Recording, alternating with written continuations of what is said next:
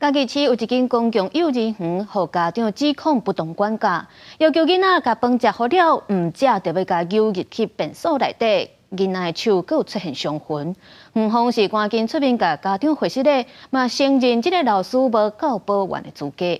嘉义市府表示会来甲这个幼儿园开发限期改善。你好。 囡仔一日考袂去上课，手顶头还阁唔知安怎来伤痕。有家长质疑嘉义市某一间公共幼儿园不当管教，向园方调监视器画面再看，才发现囡仔被迫食中昼顿的白饭加点心日头汤，未食就带入去便所。就是他可能不吃，然后老师就是处罚他这样子。他其实也不是处罚他啦，还是希望说他要把东西吃完，然后他要这么大力拉他。幼儿园解释讲，便所的门一直拢是开开的，主要是希望囡仔的情绪莫去影响到其他要孝道的囡仔。不过家长是愈看愈唔甘。在侦查当中，老师就把他抓到那个就是厕所，就是请他就是罚站。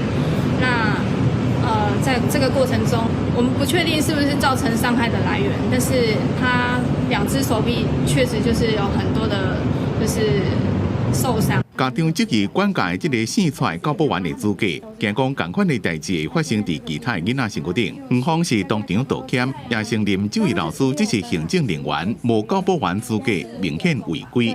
本府知悉后，已立即派员至该园进行了解，并会启动后续调查。如调查后有查获该园有违法之情事，将依相关规定进行处罚。